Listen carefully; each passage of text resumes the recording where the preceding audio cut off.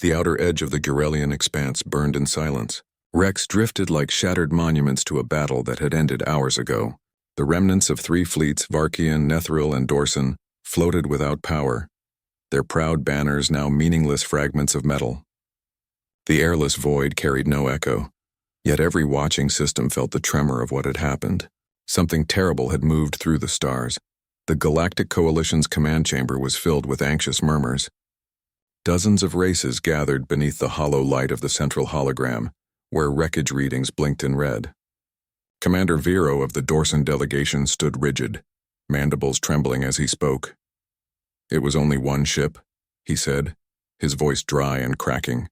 "One human warship." The chamber went silent. Even the humming of the projection engines seemed to hesitate. One ship. It was an impossible claim, yet the data hung before them, undeniable. Counselor Terran of the Varkian Union leaned forward. "Explain. Our intelligence reported a small Terran patrol in that region, not an assault craft." Vero swallowed hard. It was no patrol. It was massive, larger than any dreadnought I've ever seen. Its hull reflected no scans. Our targeting systems could not lock on. The ship appeared behind our front line, and then it was over. The Council watched as fragments of the battle replayed. Bright white lances cut through cruiser armor like vapor. Energy fields folded inward under pressure waves that had no known signature. Every transmission ended the same way, with silence and static. A low, horrified whisper passed through the chamber. "Humans were supposed to have disarmed," said one diplomat. "They accepted the Treaty of Helios." "They did," replied Terran grimly. "But treaties mean little to species that think ahead by centuries." At that, silence fell again. Humanity had been quiet for decades. Too quiet.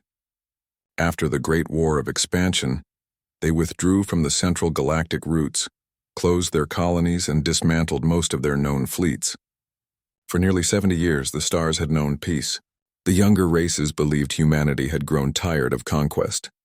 But the older ones knew better. The humans had never been pacifists. They were planners, builders, students of war and time. Reports streamed in from the outer territories. Every listening post near the Perseid Reach had gone dark. Long-range scanners recorded a moving void, an absence of light, energy, and life. Something was coming through space, methodical and unstoppable.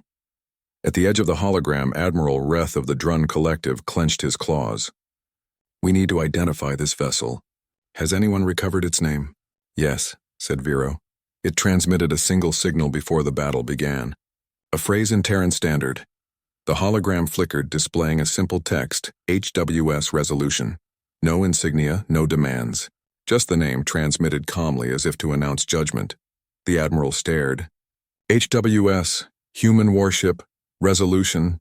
That is not a name, that is a verdict." Far across the stars, the resolution moved without sound. It was unlike anything the Coalition had ever imagined. The hull was layered in reactive plates that rippled like liquid metal, bending starlight away. No radiation leaked from its core.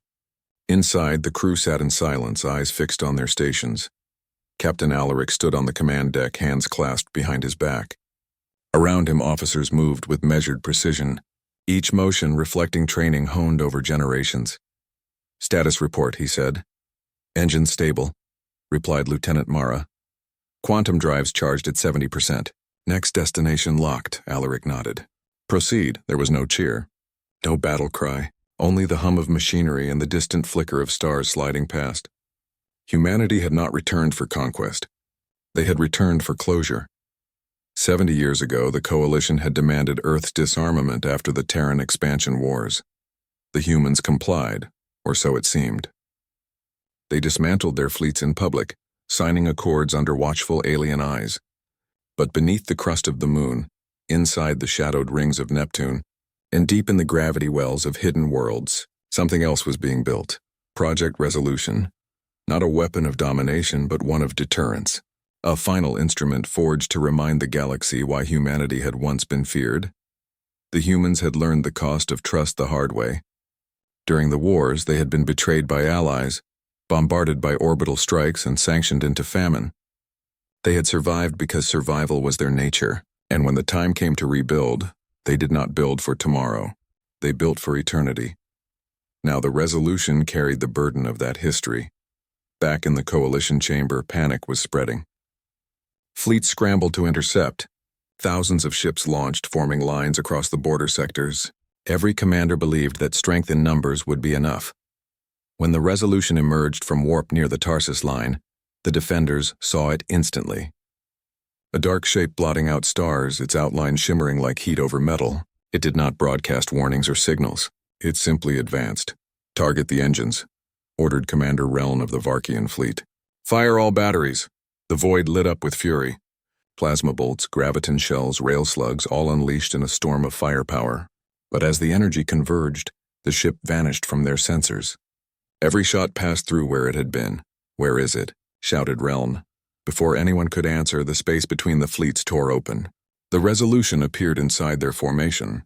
Its forward cannons released a pulse that bent reality itself. Dozens of ships folded inward, crushed by unseen pressure. Others drifted, their cores extinguished. In less than a minute, half the fleet was gone. On board the Resolution, Mara spoke quietly. "Enemy return fire minimal." "Disable their flagship," said Alaric. "No more." The beams swept once more, precise and clinical. Then the silence returned. Back at Coalition Command, the transmissions ended abruptly. Another fleet gone. Another sector, Dark Counselor Terran rose, trembling. "They are not attacking planets.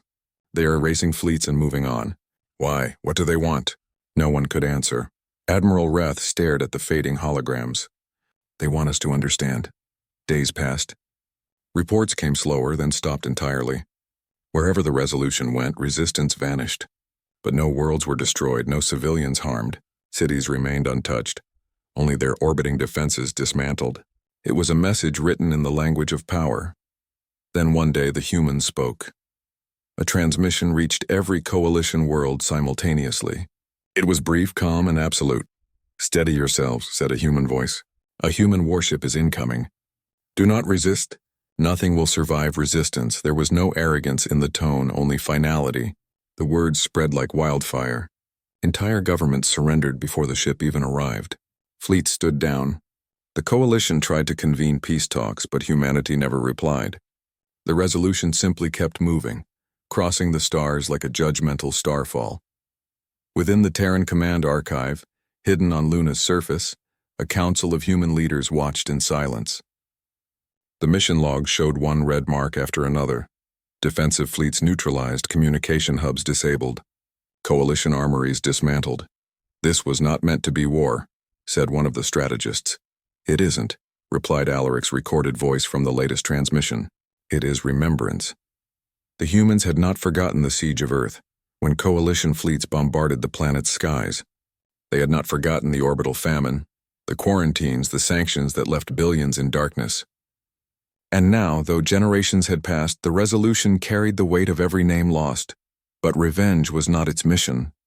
It was proof that humanity could never again be cornered, threatened, or underestimated.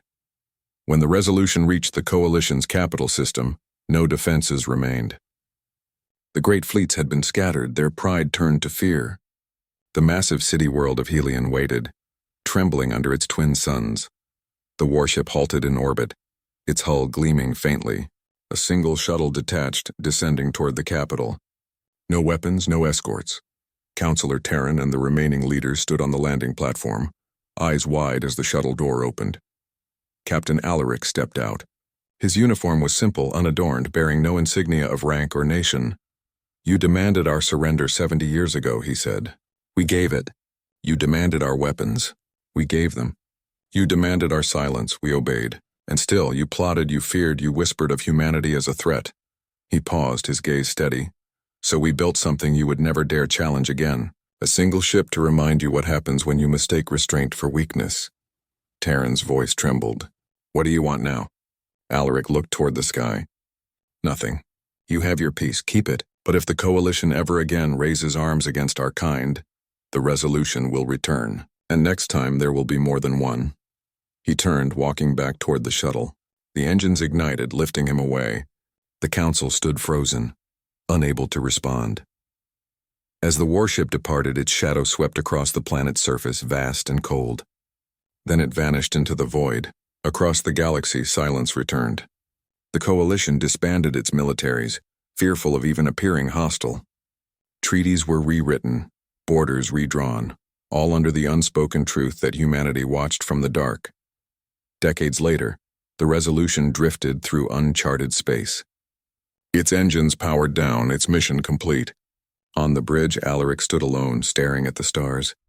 "We never wanted war," he said softly. "We only wanted to be left in peace." Mara's voice came from below.